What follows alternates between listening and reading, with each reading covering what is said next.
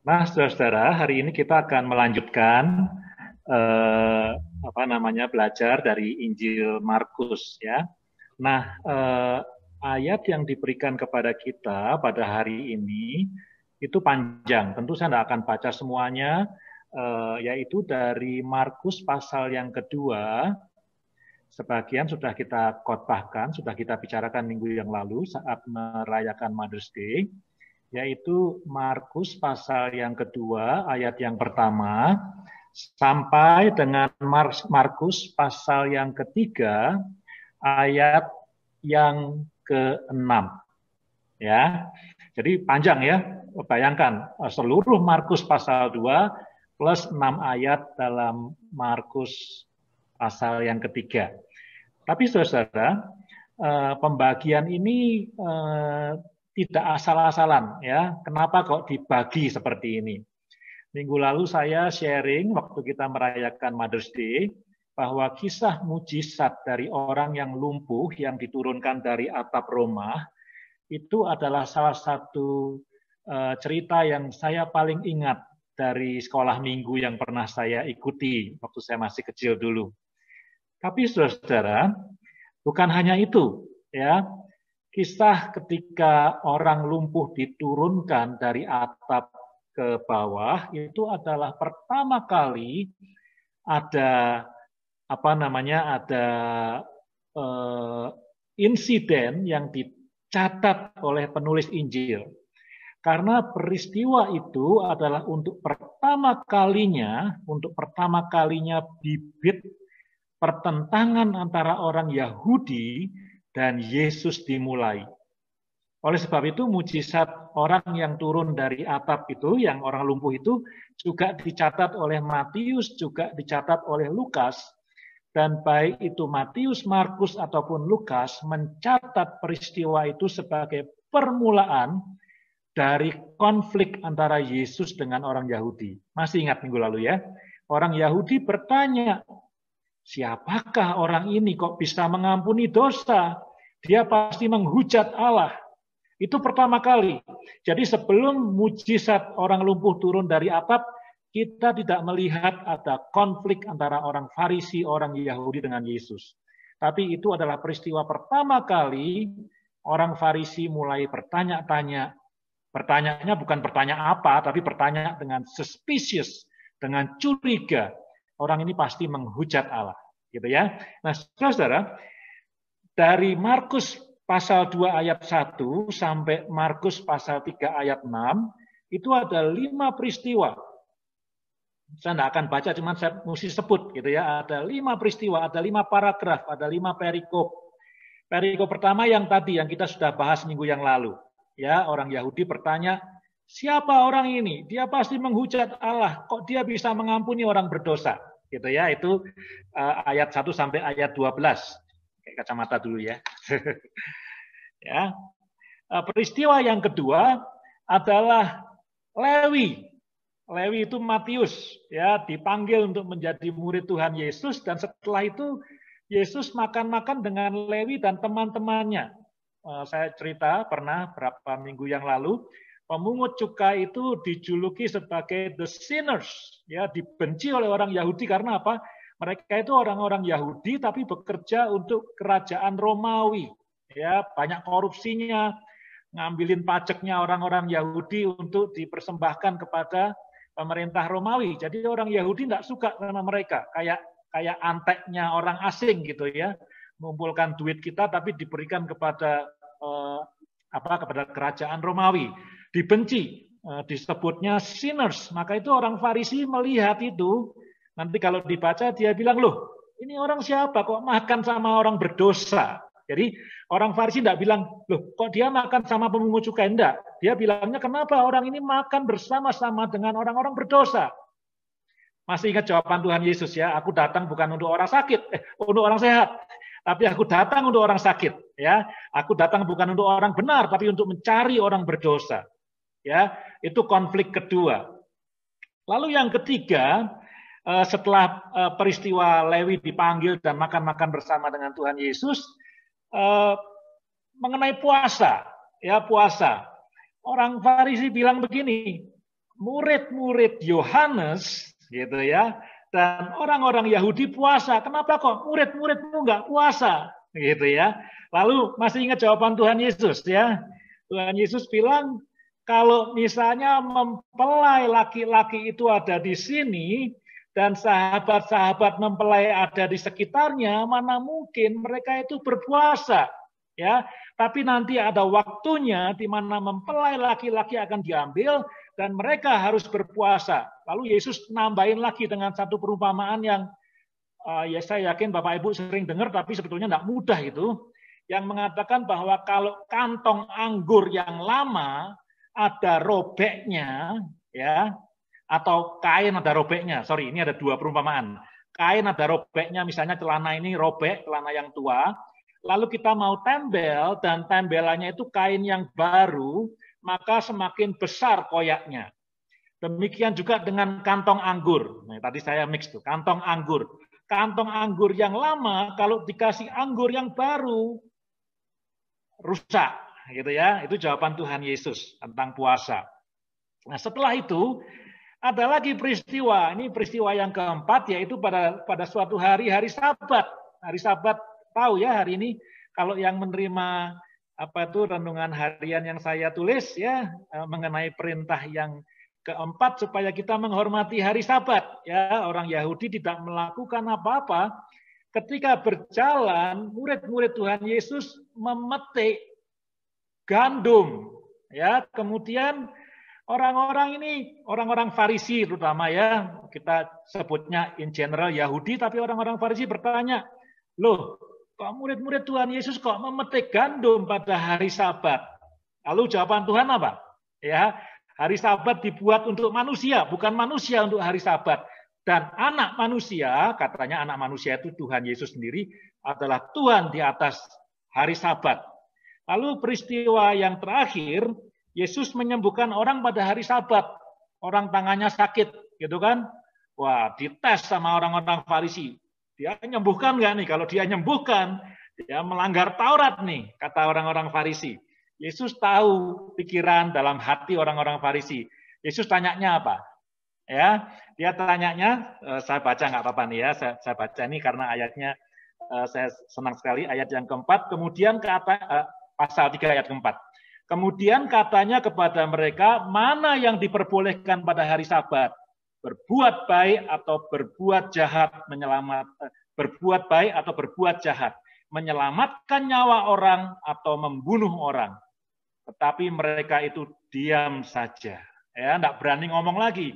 Lalu Tuhan menyembuhkan orang itu. Nah, saudara, dari kisah-kisah ini kita melihat 5 kisah ini melihat semua pertentangan, konflik antara Tuhan dengan orang Farisi.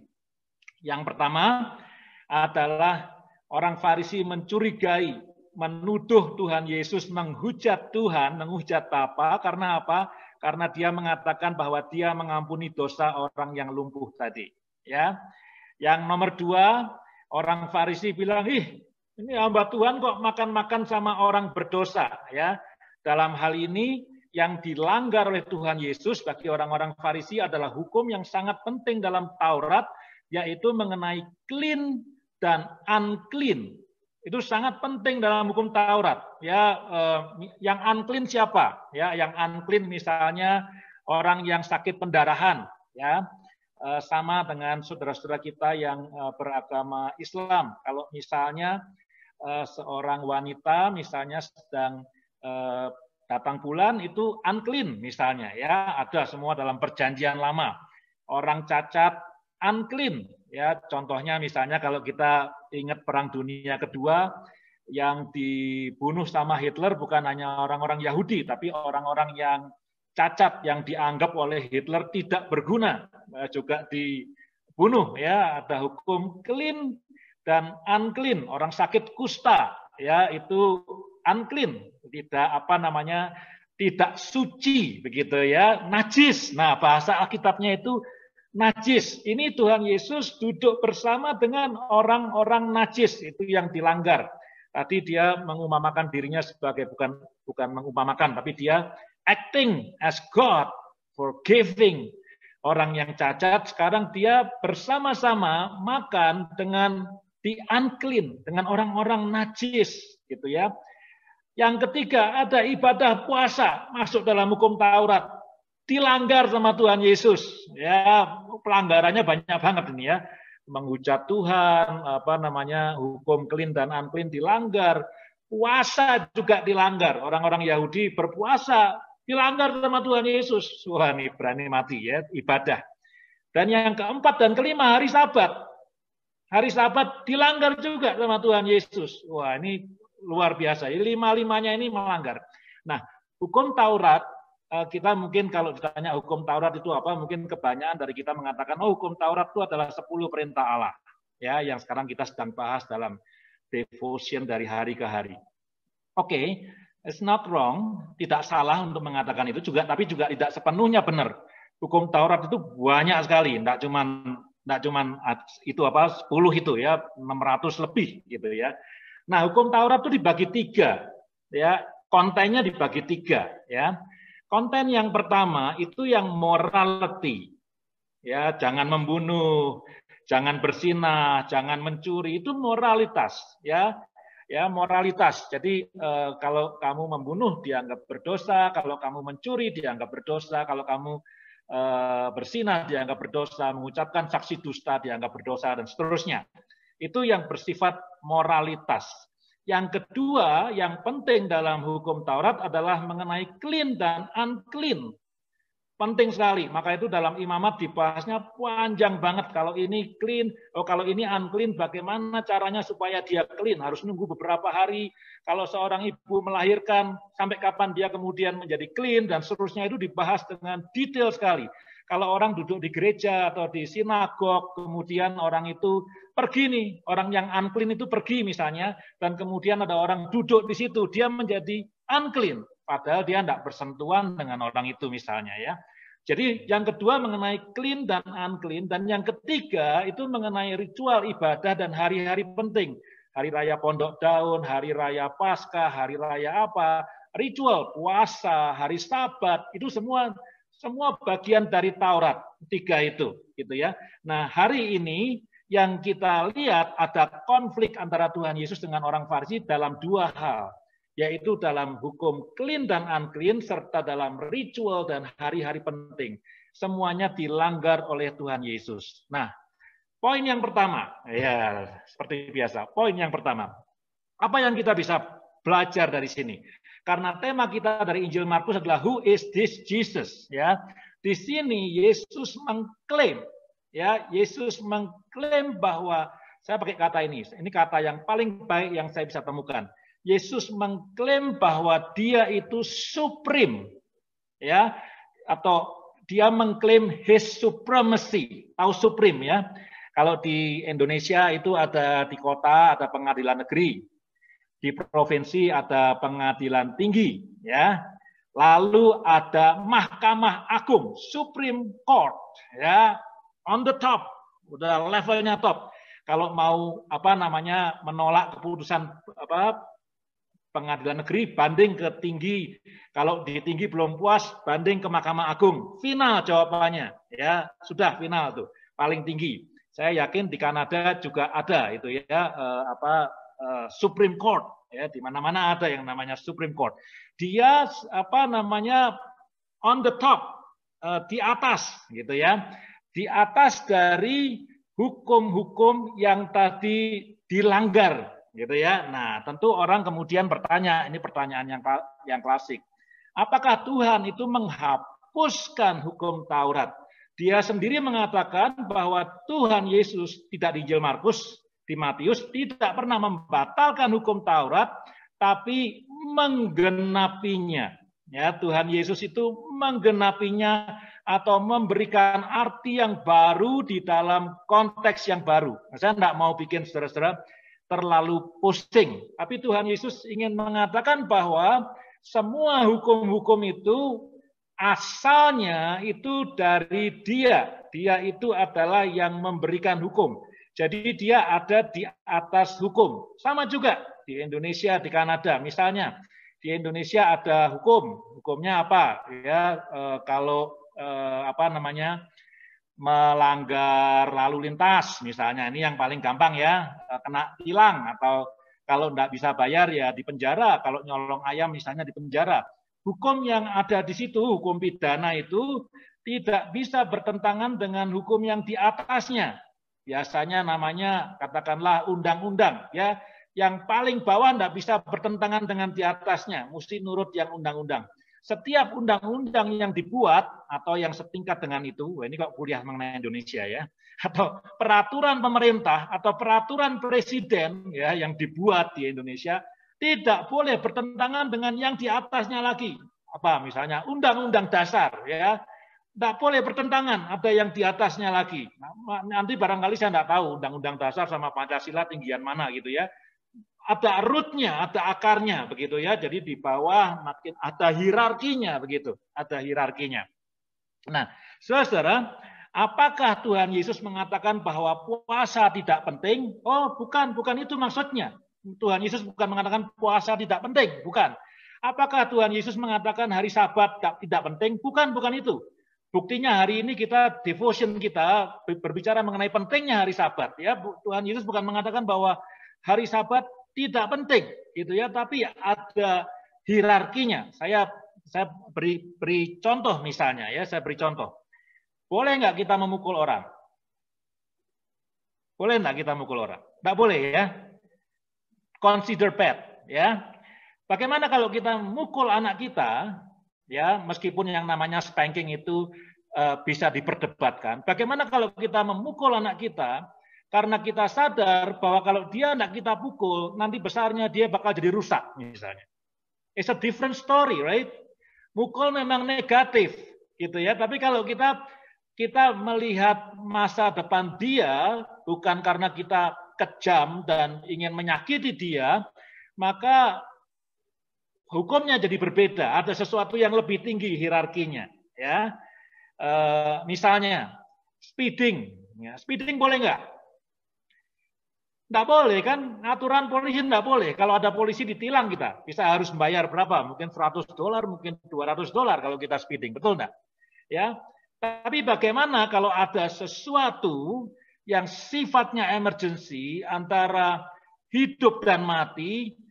Bagaimana? Ada sesuatu hierarki yang di atasnya. Ya, kita bukan lagi urusan speeding, tapi urusan menyelamatkan nyawa. Tadi waktu hari Sabat Tuhan tanya, lebih benar yang mana? Menyelamatkan nyawa atau mencelakai orang? Itu pertanyaan Tuhan Yesus. Bukan Tuhan mengatakan hari Sabat tidak penting, tapi ada hierarki yang lebih tinggi yang perlu dipertimbangkan. Jadi yang tingkatnya di bawah itu harus submit kepada yang di atasnya, begitu ya. Saya pernah nonton satu dokumentari gitu ya, ada orang yang hampir mati karena dia di tempat yang dingin dan berhari-hari tidak mendapatkan rescue, tidak mendapatkan pertolongan begitu. Dan orang itu sudah bilang, aku udah capek dan ngantuk sekali, ya, enggak makan, kalau malam suka kurang tidur karena takut ada binatang buas. Dia bilang aku ngantuk. Lalu ada temannya di situ, temannya yang juga kecapean, dia angkat tangannya, ditampar temannya, cepret gitu ya, sakit nggak? Ditampar gitu. Mau nggak nampar teman gereja? Waduh, bisa perang ya. Tapi dia bilang kalau dia tidur, dia akan tidur selamanya.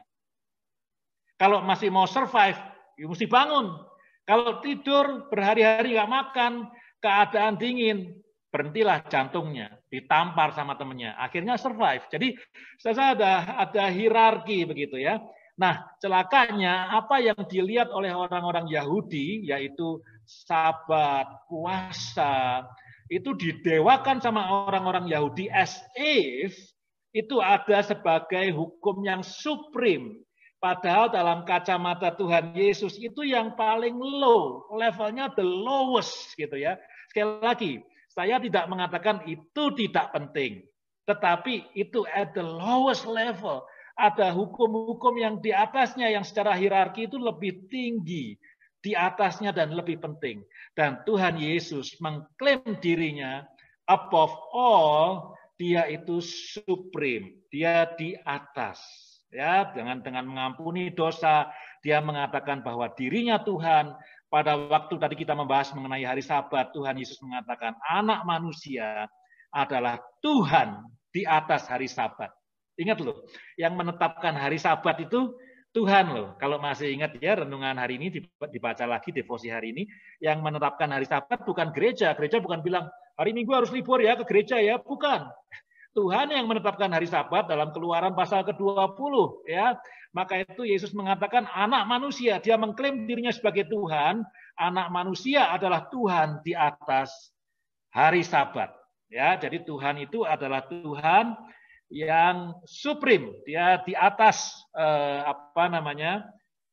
segala hukum buatan manusia. Nah, saudara, sekali lagi terakhir sebelum kita moving kepada poin yang kedua, bahwa hukum atau ritual keagamaan semuanya itu penting ya. Ibadah ke gereja itu penting. Jangan bilang Pak Eri mengajarkan bahwa ibadah ke gereja tidak penting ya. Tentu sekarang sulit ya karena pandemi, tapi bukan itu. Ibadah ke gereja penting, puasa itu penting, saat teduh itu penting, doa itu penting, apalagi ritual apalagi. Baptisan, penyerahan anak, semuanya penting. Meskipun barangkali kita mengatakan semuanya itu symbolize our faith, our relationship to God, tapi semua itu penting.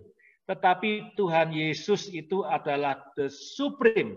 Kalau kita menjadikan hukum-hukum yang di bawah itu menjadi Tuhan, seperti orang Farisi, kita akan menjadi salah. Kita tidak menyembah hukum, tapi kita menyembah the supreme law maker, which is God Himself. Ya, itu yang pertama kita belajar. Masih semangat? Masih semangat ya. Yang kedua ya. Ternyata Tuhan kita yang supreme, yang hebat, yang luar biasa ini punya misi. Nah, sekarang kita baca nih ya. Tadi saya overview. Mari kita lihat pasal yang kedua dari Injil Markus ya. Mulai ayat yang ke-16 ya, ayat 16 dan ayat yang ke-17, 2 ayat kita baca. Pada waktu ahli-ahli Taurat ya dari golongan Farisi melihat bahwa Yesus makan dengan pemungut cukai dan orang berdosa itu, berkatalah mereka kepada murid-muridnya, mengapa ia makan bersama-sama dengan pemungut cukai dan orang berdosa? Yesus mendengarnya dan berkata kepada mereka, bukan orang sehat yang memerlukan tabib, tetapi orang sakit. Aku datang bukan untuk memanggil orang benar, tetapi orang berdosa. Ya, ini menarik saudara ya. Menarik karena apa? Tuhan kita itu the lawmaker. Atau dia mengklaim dirinya sebagai God who forgive, yang punya power untuk mengampuni dosa. Dia mengklaim dirinya sebagai Tuhan atas hari Sabat. Itu kalau dia ngomong seperti itu, orang-orang Farisi itu panas ya. Kita tidak merasa, tapi orang Farisi itu orang Yahudi, ahli Taurat itu dalam hatinya panas ya. Mungkin kalau film kartun itu kepalanya keluar asapnya gitu. Mendidih gitu ya. Ini siapa ini ya, Tuhan Yesus kok kurang ajar banget ini ya. Ini betul-betul kalau mau hari ini dikatakan betul-betul menista agama, kira-kira begitu ya, dalam anggapan orang-orang Farisi begitu. Nah, tapi yang menarik, Tuhan yang begitu besar ini ya, itu punya misi yang juga besar, tapi misinya itu kalau saya boleh katakan, bukan saya firman Tuhan, kalau kita belajar dengan baik, misinya itu adalah menjangkau atau mencari atau memanggil orang-orang yang saya sebut dalam bahasa kita, bukan saya menyebut, tapi dalam bahasa kita adalah orang-orang yang marginal. Ya, tadi saya sudah katakan, semua dalam 5 episode ini, mereka adalah unclean, orang cacat. Ya, nah ini kita perlu belajar lebih dalam. Orang cacat, unclean. Tadi saya sudah beri contoh seperti zaman Hitler Perang Dunia Kedua, ya. Kemudian pemungut cukai, orang berdosa, unclean, gitu ya.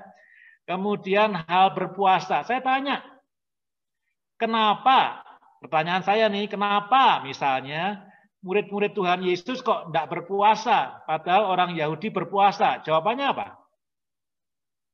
Ada yang bisa jawab? Jawabannya lapar dong. Tahu nggak?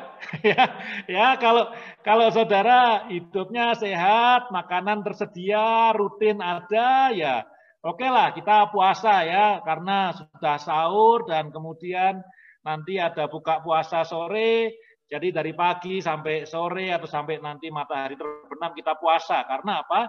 Kita sudah persiapan dengan makan pagi dan nanti pada waktu buka sudah ada makan malam ya. Jadi kita oke.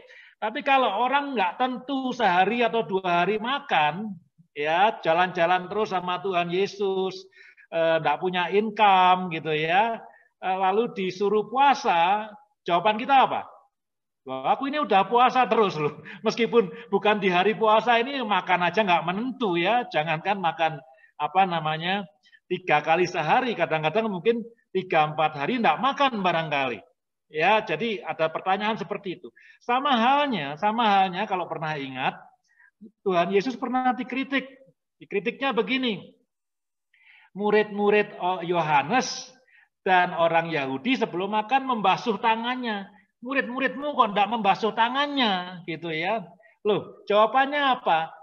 Lapar. Sama dengan tadi. Kenapa kok tidak puasa? Lapar. Kalau membasuh tangannya dulu, baru ke meja makan, udah hilang makanannya.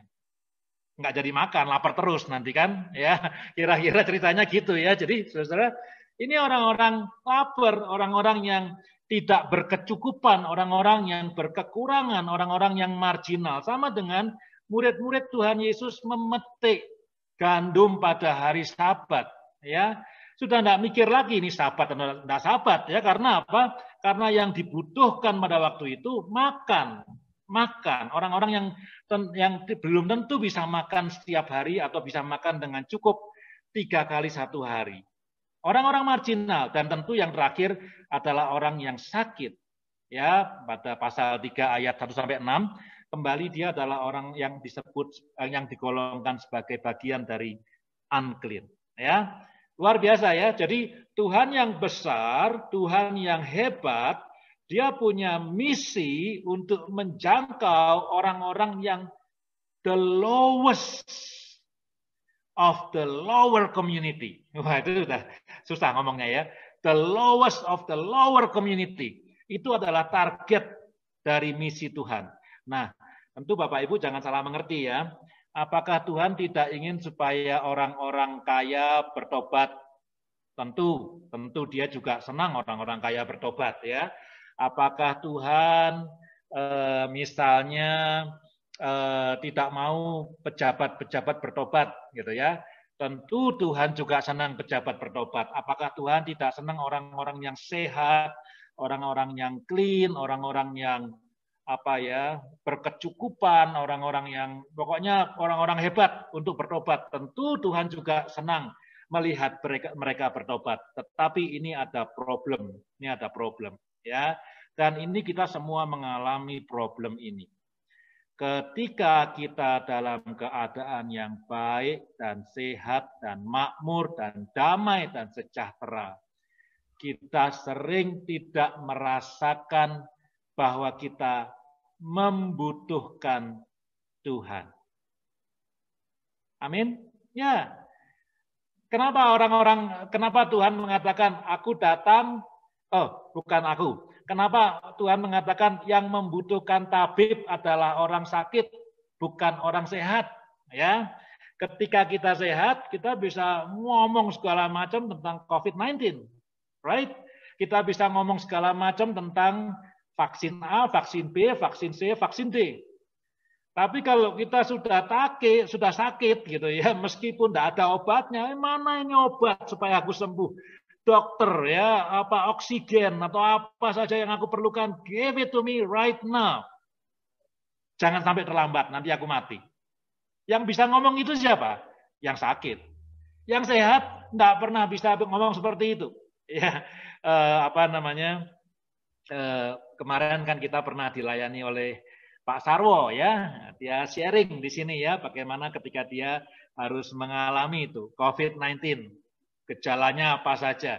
Dia bilang sama saya di luar di luar ibadah, wah ya nggak enak rasanya gitu ya, nggak enak sekali ya. Ya kita yang tidak merasakan kita bisa ngomong dan menganalisis segala macam cara. Tapi ketika kita harus mengalami get me something, I need to be healed immediately. Kira-kira begitu ya. Nah, maka itu Tuhan mengatakan yang butuh tabib siapa? Orang sakit, bukan orang berdosa. Yang butuh aku siapa? Yang butuh tabib orang sakit, bukan orang sehat. Yang butuh aku siapa? Yang butuh aku adalah orang yang berdosa, bukan orang yang benar. Ya, nah saudara, terakhir nih untuk poin yang kedua, ya. Kalau di dunia ini hanya ada orang berdosa dan orang benar, nggak apa-apa, ya. Yang berdosa perlu Tuhan Yesus kan? Jadi Tuhan datang untuk orang yang berdosa, nggak apa-apa, ya. Kalau mereka bertobat, mereka selamat. Dan yang benar ini juga nggak apa-apa, wong mereka benar kok, ya. Repotnya ada golongan yang ketiga. Orang nggak benar merasa benar. Nah ini repot nih, golongan ketiga ya. Jadi kalau di dunia ini cuma ada orang yang nggak benar sama yang benar, nggak jadi masalah. Yang benar-benar, yang nggak benar ditolong Tuhan Yesus. Yang repot adalah ada orang yang berdosa tidak merasa berdosa. Orang salah tidak merasa salah. Orang yang butuh Tuhan Yesus tidak merasakan butuh sama Tuhan Yesus. Ini tragedi yang paling besar di dunia.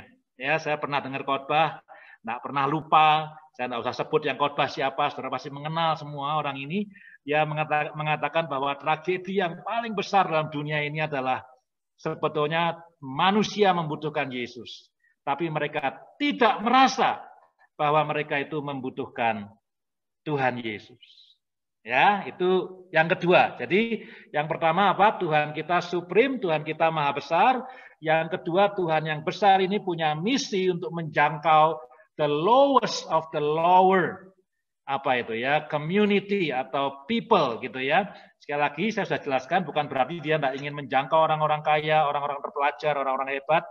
Tetapi perhatikan, ketika kita dalam keadaan yang serba baik, kita sering lupa bahwa kita itu membutuhkan Tuhan Yesus, ya. Yang ketiga, yang terakhir gitu ya. Saudara-saudara, pandemi ini mengajar kita satu hal, bahwa ternyata gereja itu bukan gedung, betul nggak? Ya, saya bukan mengatakan jangan datang ke gereja gitu ya. Saya senang ada di gereja, ada Reman, ada Felicia, senang ya. Saya bukan mengatakan bahwa jangan ke gereja, bukan. Tapi saya mengatakan bahwa pandemi ini mengajarkan kepada kita bahwa ternyata tanpa gedung gereja, gereja tidak mati.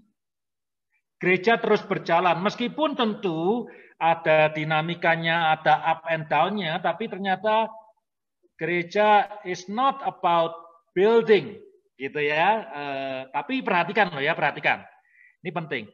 Gereja juga tidak sama dengan Zoom.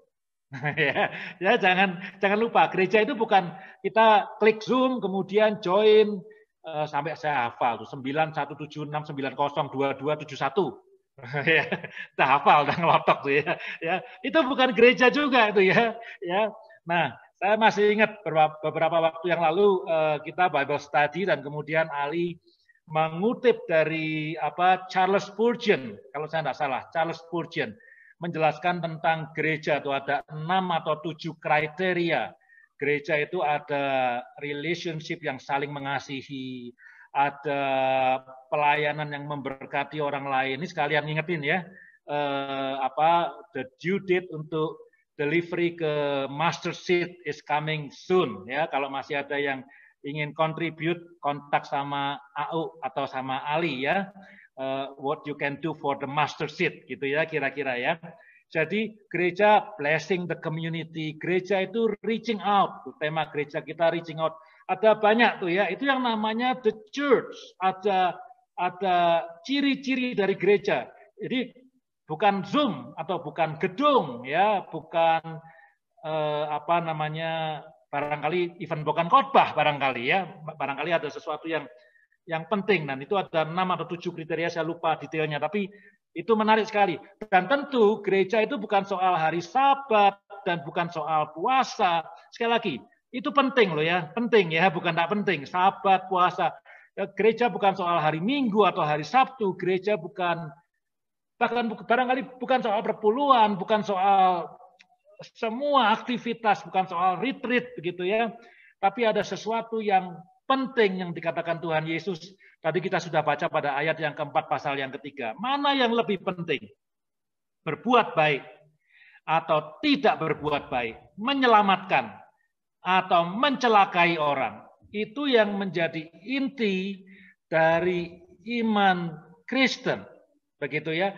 Kita boleh mengatakan percaya kepada Tuhan Yesus, kita boleh rajin ke gereja, kita boleh melewati semua ritual Kristen, dari penyerahan anak, dibaptis, diberkati pernikahannya, apalagi saya tidak tahu ya, semua dilewati, semua ritual itu. Tetapi kalau kita gagal, ya kita gagal untuk mengaplikasikan apa yang kita percayai, untuk berbuat baik, untuk menyembuhkan, untuk memulihkan, untuk memberkati, kita akan terjebak menjadi orang-orang yang degil. Ini kata Injil Markus. Ya, kalau kita baca tadi, ini baca ya sekali lagi nih ya. Pasal yang ketiga, saya baca sedikit aja nih ya, ayat yang kelima, nih yang dikatakan Tuhan Yesus.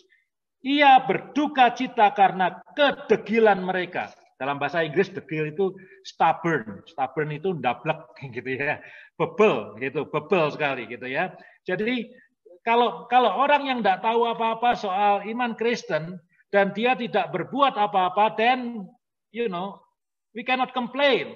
Tapi kalau orang itu tahu firman Tuhan, sering ke gereja, sering mendengarkan khotbah, sering bersekutu dengan orang-orang Kristen, tapi do nothing, Tuhan berduka cita melihat kedegilan, kebebalan, stubbornness dari orang-orang ini. Jadi saudara-saudara, kita belajar dari pandemi ini, gereja is not the building. Gereja is not Zoom.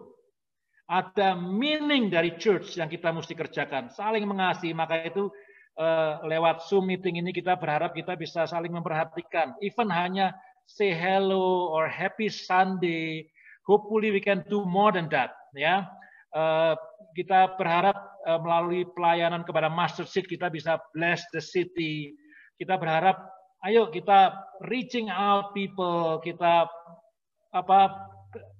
acting as a living church, kira-kira seperti itu ya.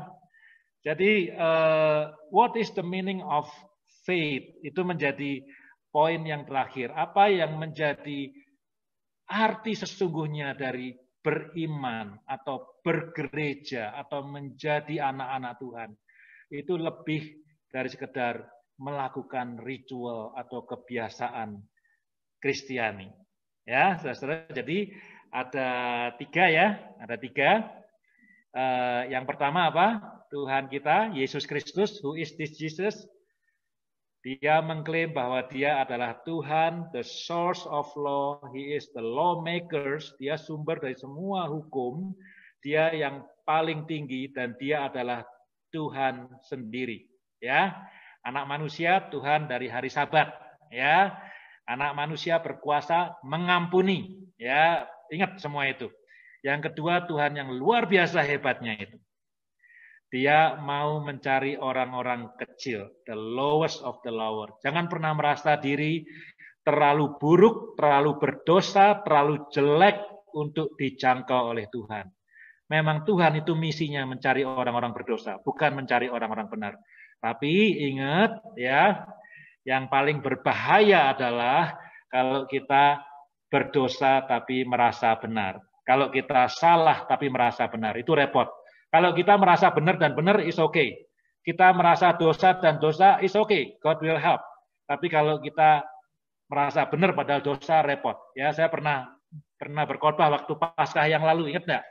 Kalau orang mengalami kecelakaan atau bencana yang menyebabkan dia mati, pada umumnya bukan bencananya sendiri. Yang menyebabkan dia mati adalah berapa cepat pertolongan datang. Ya, cepat lambatnya pertolongan datang. Ya, kalau kita teriak, God help me, then God will help. God heal me, atau pulihkan aku, maka Tuhan akan menyembuhkan dan memulihkan kita. Dan yang terakhir kita belajar bahwa bergereja atau beriman atau menjadi anak-anak Tuhan itu lebih dari sekedar melakukan ritual keagamaan atau ibadah yang sifatnya dari minggu ke minggu atau dari hari ke hari. Tapi kita harus mempraktekkan what is good. Mana yang kita mau pilih? Melakukan yang baik atau menahan dari melakukan yang baik. Ya, sebagai penutup, sebelum saya berdoa, saya mengajak kita untuk membuka Yesaya pasal yang ke-58. Yesaya pasal yang ke-58. Saya akan baca beberapa ayat di sana. Ini ayat yang terkenal. Beberapa di antara kita pasti sudah terbiasa dengan ayat-ayat ini. Bentar ya, Yesaya 58.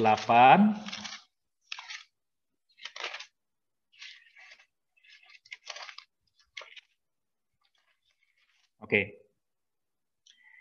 Saya akan bacakan ya, saudara ya. Mulai ayat yang ke-5, sungguh-sungguh inikah berpuasa yang kukehendaki, dan mengadakan hari merendahkan diri.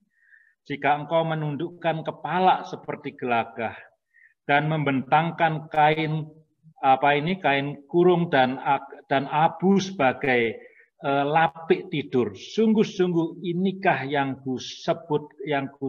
kau sebutkan berpuasa, mengadakan hari yang berkenan kepada Tuhan. Bukan, kata Tuhan, berpuasa yang kukehendaki ialah supaya engkau membuka belenggu-belenggu kelaliman dan melepaskan tali-tali kuk, supaya engkau memerdekakan orang yang teraniaya dan mematahkan setiap kuk, supaya engkau memecah-mecah rotimu bagi orang yang lapar dan membawa ke rumahmu orang miskin yang tak punya rumah, dan seterusnya. Itu puasa, ya. Orang-orang Farisi lupa, dia pikir puasa ya puasa, dia tidak peduli orang-orang yang lapar. Padahal Yesus bilang kalau you puasa, buka pintu rumahmu, pecah-pecahkan roti, kasih kepada orang miskin. Loh, hari puasa loh. Hari puasa kok mecah-mecah roti kasih orang miskin. But that is the true fasting. Hari-hari ini sebelum saya akhiri khotbah ini, kita perlu memikirkan kembali what is the true faith yang kita punya. What is the true Christianity yang seharusnya kita hidupi dalam hidup ini. Haleluya. Good.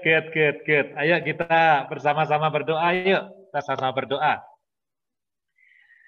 Bapa di surga, terima kasih untuk firman, kebenaran yang boleh kami pelajari sore hari ini. Terima kasih Tuhan. Hari ini kami belajar bahwa Engkau yang datang 2000 tahun yang lalu. Dari seorang ibu yang bernama Maria. Engkau adalah sejatinya Tuhan. Tuhan di atas hari Sabat. Tuhan the supreme lawmakers. Terima kasih Tuhan Yesus. Ini revelation yang penting sekali buat kami semua. Banyak orang tidak percaya bahwa Engkau adalah Tuhan. Tapi atas anugerah Tuhan, Engkau membuka hati kami to believe in you. To believe in you. Sebagai Tuhan dan Juru Selamat kami. Terima kasih Tuhan Yesus. Kami juga bersyukur Tuhan sore hari ini. Karena siapakah kami ini? Kami bukan orang-orang benar. Kami orang-orang yang banyak boroknya. Kami orang-orang yang banyak cacatnya. Ini bukan kata-kata yang indah yang keluar dari mulut hamba-Mu. Tapi that's the reality. Kami ini banyak kekurangannya, banyak buruknya. Meskipun barangkali kami tidak pernah sharingkan kepada orang lain. But you, God, loved us. Engkau mengasihi kami. Engkau mencari kami. Tolong kami untuk menjadi orang-orang yang rendah hati. Yang sadar bahwa kami butuh Engkau, Tuhan Yesus. Kami butuh pertolongan-Mu, Tuhan Yesus. Hari ini juga, Tuhan, tolong kami semua. Untuk boleh belajar hidup. Boleh belajar hidup. Beriman kepada Tuhan Yesus. Bukan hanya dengan melakukan ritual. Seperti kewajiban atau rutinitas. Tapi seperti firman Tuhan tadi. Mematahkan belenggu-belenggu, membebaskan orang dari kuk, membagi-bagi roti kepada orang-orang miskin, Tolong Tuhan Yesus, karena itu kami juga mau bersatu hati berdoa pada sore hari ini Tuhan. Minta perkenanan Tuhan dan berkat Tuhan untuk pelayanan kepada orang-orang melalui mustard seed Tuhan. Kami tidak mau melakukannya hanya sebagai aktivitas saja. Kami minta ada blessing dari Tuhan. Ada perkenanan dari Tuhan. Supaya semua yang kami berikan itu bisa dipakai. Bisa digunakan. Untuk sedikit menolong mereka yang kurang beruntung ya Tuhan Yesus. Dan boleh menolong mereka juga untuk semakin mengenal Engkau Tuhan Yesus. Mengenal kebaikan. Terima kasih Bapa. Kami berdoa. Engkau memberkati jemaat House for All Nation di Calgary. Semuanya Engkau berkati seperti yang sudah diklaim oleh Vero tadi Tuhan. Kami berdoa, mengklaim dan percaya kepada Tuhan. Supaya ada kesehatan, kesejahteraan, damai sejahtera, sukacita, dan hidup yang memancarkan terang kasih Tuhan Yesus. Terima kasih, terima kasih. Kiranya damai sejahtera dari Allah Bapa dan cinta kasih dari Yesus Kristus, serta persekutuan dalam Roh Kudus, menyertai hidup kita dari sekarang ini, sampai Tuhan datang kembali. Maranatha. Amin. Amin. Amin. Tuhan memberkati.